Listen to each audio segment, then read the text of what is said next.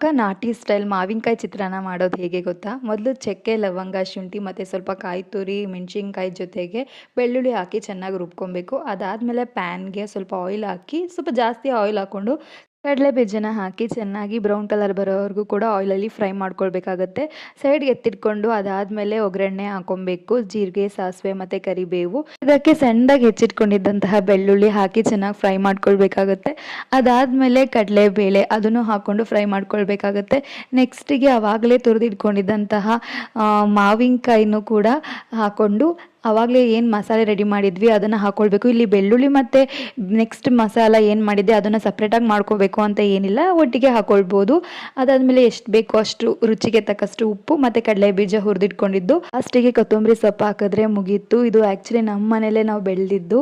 ಇದನ್ನು ಅನ್ನದ ಜೊತೆ ಕಲಿಸ್ಕೊಂಡು ತಿಂತಾಯಿದ್ರೆ ಓ ಮೈ ಗಾಡ್ ಎಷ್ಟು ಬೇಕಾದರೂ ತಿನ್ಬೋದು. ನೀವು ಕೂಡ ಟ್ರೈ ಮಾಡಿ ಅಂತ ಹೇಳ್ತಾ ಬಾಯ್.